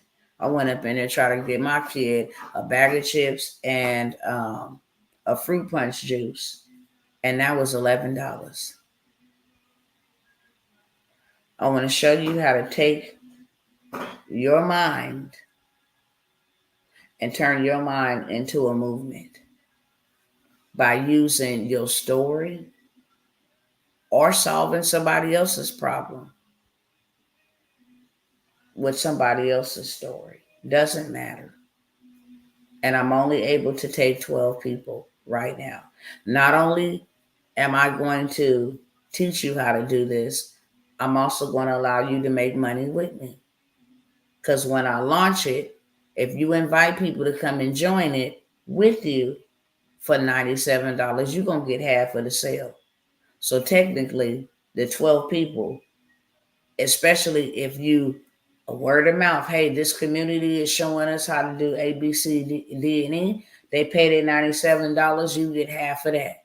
After 2 people signing up, coming through you got your money back. Everything else is in profit mode, right? You refer 5 people, that's $250 from a word of mouth, from using your mouth. It's that simple. I'm not offering any other services. I got a whole bunch of stuff listed in the description that's going to be off the table. I said I was running it for this weekend, but it's going to be off the table after tonight. So you are more than free to look through over here on Facebook or on YouTube through the description and say, do I want to take that all the way from funding to do-it-yourself credit to government contracts to transportation, the whole 9 yards. But I only want to take 12 people at $97. I'm going to show you how to do 1,000 to 5,000 in 30 days. Who want to take me up on that offer? I'm only taking 12. When I launch, it'll be priced differently with a different type of situation and a different type of structure. Okay? Because I'm going to put some transformational, educational, impactful information in this community that is going to change your life. It's going to change your mind. And when you change your mind, you can change your money. And when you change your mind and your money, you can change your life. It's a win-win situation. It's not a bet. It's not a gamble. It's an investment. And then you get to be in a community where you thrive, where you learn, because that's the first step after education, is surrounding yourself around like-minded individuals. Why? Because what you hang around, you become. Period. What you hang around, you become. There is a saying that if you run with 6 millionaires, you'll become the 7th one. It's facts. Just like I said earlier, if you're not a drunk, you don't hang with drunks. You want to be a millionaire, you want to be a 5-figure earner, then hang with 5-figure earners. Then when it's time to be a 6-figure earner, you hang with 6-figure earners. Why? Because you are guaranteed to become the next one. You're guaranteed. I could even make it here on tonight and only on tonight, and I'm finna end it right after this. I can take 12 at 97, or I can take 24 at half of that, but you will not get the opportunity to make money with me. Okay? That's the two options I can give y'all on this. You pay $97 and make money with me. Or you can pay half of $97, which is, let me tell you, it's like 40, 47, 6, 14, no, 47. It's going to be like $48. Okay? And then you don't get the opportunity to make money with me. I'll take 24 at $47 or 12 at 97. Okay? You want to come out? Here's your opportunity to come out. Take action steps. Learn from somebody that has done exactly what they're telling you that they can do. You can make way more than what I'm telling you. I'm just guaranteeing you that you can do 1,000 to 5,000 each month. What are you willing to sacrifice? What are you willing to give up? What are you willing to do to change your situation? Regardless, you're going to spend it with somebody. Don't have to be me. You can keep on feeding it to the government. It's totally up to you. It doesn't have to be me. Somebody going to get it. Why not invest it into you? Because you're worth it. Where you can learn how to make more money. This is called making your money work for you instead of being a consumer where you don't get nothing in return. You can actually get a return on your investment. And it's either or. It's either going to be 12 at 97 or 24 at 47. Okay? Any takers before I go? Any taker, raise your hands. Let me know.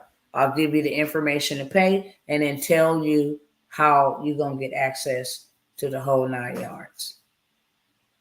Because I travel, because I have high paying clients, because I don't need to come out and ask the people, hey, do you want to buy something from me? I actually have systems and automation set up. This one's for you and not for me. You've been asking for prayer. Okay, I want to do this. I want to change. I want to get this. I want to do that. Here it is on tonight. Going once. Anybody? Okay? Want to take me up on that offer? Learn you a new skill that's going to make you money. All of these people are planning to take your money from you, and then your dollar be absolutely no good. And then you're stuck. Also in that description, if you want to learn how to buy land and become your own bank and then live tax-free, that's in there as well. If you want a digital product and your whole entire stand store set up for you so you can sell it, that's in there as well. But this is the only one that I'm pushing on tonight. So I got one person that says yes. If you are that one person, you that one person I came for on tonight. I'm not messed up at all about numbers.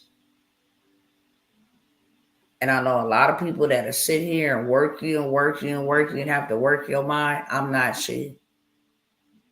It's either you see an opportunity and people will pay for what they find value in. If it has no value for you, then I'm not here for you. If you don't see value in changing your life, changing your money, then this definitely is not for you. But if you can say, I'm going to stop eating out this week, I'm going to stop. I'm not going to do this week. I'm not going to use this on this extracurricular activity. I'm actually going to invest in myself. And this is the lowest. Money will always come, but an opportunity won't. You only get one time for an opportunity. Now, will you get another opportunity? Yeah, but it won't be the same. Okay? Hi, I just came in. Is it possible to tell me what it is? What it is I'm offering only 12 people at $97 to be able to come and sit with me and allow me to show you how to make an extra $1,000 to $5,000 in the next 90 days. 30 days. I'm thinking about my 16-week mentorship in the next 30 days, using your mouth, building your tribe. Now, this tribe is going to be built so you can turn around and sell to them and do business with them. So this is your people. Has nothing to do with me. You're not pushing or promoting me. But I do give you action to make your money back. If you go tell somebody else, your friends, get them on board. Hey, join this community with me. We're going to be learning how to do an extra 1,000 to 5,000 on something so minute, something that is so easy. So when they come over and they say, yeah, I'll join you for $97, check it out, then you get half of that sale. So after 2 sales, you done got your $97 back. So now you literally got access to life-changing, transformational, educational, impactful information that will change the trajectory of your finances for free 99. If you think about it. All right, beloved, if you want to message me now, I will send you how to pay. I'm only taking a few different platforms like Zelle, PayPal, Cash App. That way I don't have to go and create a link and use Stripe and then put it on my website and do all of that, because I only felt in my heart, whenever I sit down here and God tell me to do something, a deal, a promo, it's because he sent me to do it. Whether you listen or whether you heed or whether you obey him, that's out of my control. I know for sure that there is not people that come by here coincidentally. There's no such thing as a coincidence. Everything is a divine appointment. At the end of the day, it be from 30 to 50 people just sitting around watching me. And that's 100% cool. But what is not cool is if you have an opportunity to do something and you feel in your spirit that the Most High is speaking to you and you fail to take action when he says do it. It says now faith, not next week, not next year, now faith. Right away. You get a return on now faith. So with that being said, I'm gonna go ahead, hit me up in the inbox before I go to sleep. I will let you know how to make the payment. I would say I'm gonna send out the email tonight, but I know I'm not. It's going to be 12 o'clock. The offer only stands for tonight. But it's about to be 12 o'clock midnight here in 10 minutes. So you make your payments. I will have all of that information for the community and all of that stuff available for you on tomorrow, so we can hit the gas pedal. Okay, just need to put money on app. Will that work? Thank you. Whatever it is that you got to do, I'm here for those who I'm sent for. Okay, and I'm only doing this because I'm sent to do it for those that are ready to move forward. The information that I've gotten, I've paid thousands of dollars for it. So in actuality, if I'm going to give you access to some game that's going to make you $1,000 to $5,000. I should be charging that much money, but I don't. I have clients that pay me $10,000. I have clients that pay me $25,000. Why? Because just like Solomon, I have wisdom that will get them unstuck. I have wisdom and knowledge and information and resources that I have had to pay, not only with my time, with my money. I have had to make sacrifices, and I could be charging accordingly. I could be saying, yeah, this business, like everybody else is saying, is business. But culturally speaking, spiritually speaking, I'm sent on a mission by God. And he's not going to have me put you in a position to be a thief. When you come and you sit and you listen to somebody, or you come along and you receive something from somebody without making an investment into that person, from the time that was spent, the knowledge that was given, the revelation that was shared, whatever that changed your life, then you just sold into the realm nothing. Which means I just came to get something for free, get some information, get this for free. So therefore, you can never get no money back in return. People will come to you and get stuff from free for you. And then you will be like, I feel used, like people trying to play me. No, you sold that. So you just reaping it. That's it. If I don't expect to pay my mentors, then my mentees ain't finna pay me. I had to learn that. That was the first thing, because a poverty mindset will always have you looking for free stuff, but free stuff comes with limitations. We'll give you free housing, but you can't have no man in there, which means you're going to have a dysfunctional family.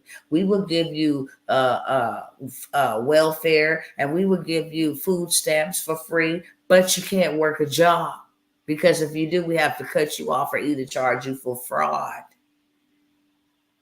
Free comes with limitations. Yeah, you can have some free water, but it's full of lead and full of toxins. Free come with limitations. And the limitations that it comes with is, if I allow you to sow into the realm of free, then you best believe that you can only expect free to come back. If you can't put in $7, $47, $97, first of all, if you work at a job or waiting on an income monthly and you don't have $97 to invest in yourself, that is the definition of insanity. For real. They print money daily. You should have money in abundance. It's the lack of knowledge to know how to go get the money and where it's at that's preventing you from having that. That's all that it is. It's not a lack of money. They printing it by the boatloads. They're sending it to Ukraine, Israel. They just spent $95 billion on shutting down TikTok. They got $1.9 trillion in the government contracted aspect. Money is not an issue. They paying migrants. You understand me? $5,000, anywhere from $5,000 to $8,000 a month to be here without being a U.S. citizen. There's not a money shortage. It's a lack of knowledge to know how to make it, how to get it, how it could be done easily. I can show y'all easily how to do it. But I've already been here 2 hours and 15 minutes. If you want to go and see, then go look at some of my previous videos. I'm always demonstrating for free. My last video just showed you how you can make a mini course and sell that for $4.97, $97. It solves somebody's problems. It didn't take you no longer than a minute to 2 minutes to create it. You ain't got to show your face to sell it. And now you can sell that thing for $17 on Autopilot. I just said $17 times 500 people is what? $8,500. $17 times 100 people is now what? $1,500. I think it was $1,500 or something like that. $1,700.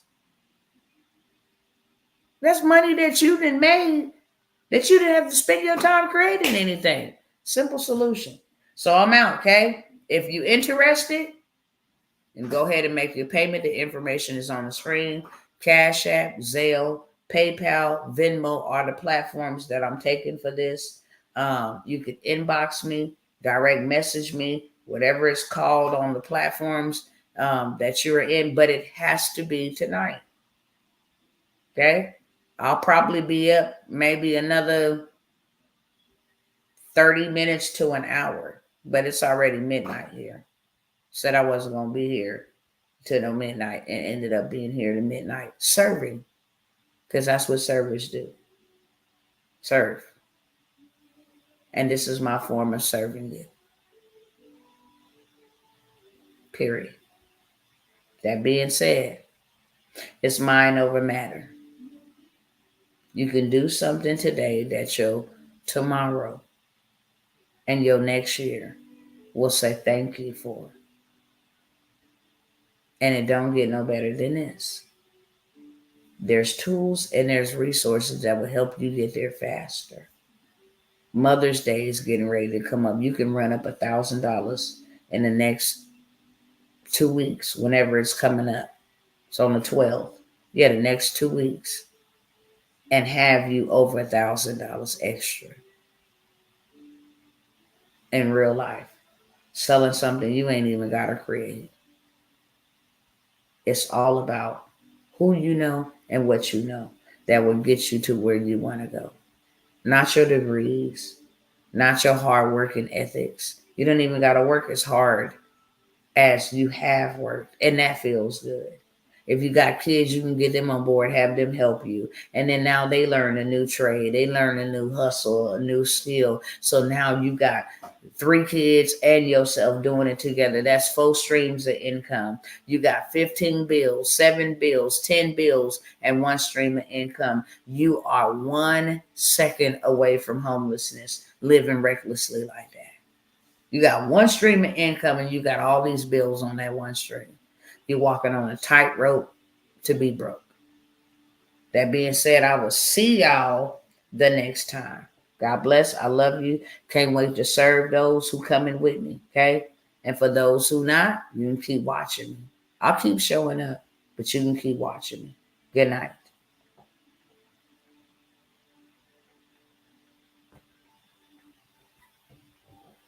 All right, y'all. I'm out. Let's go.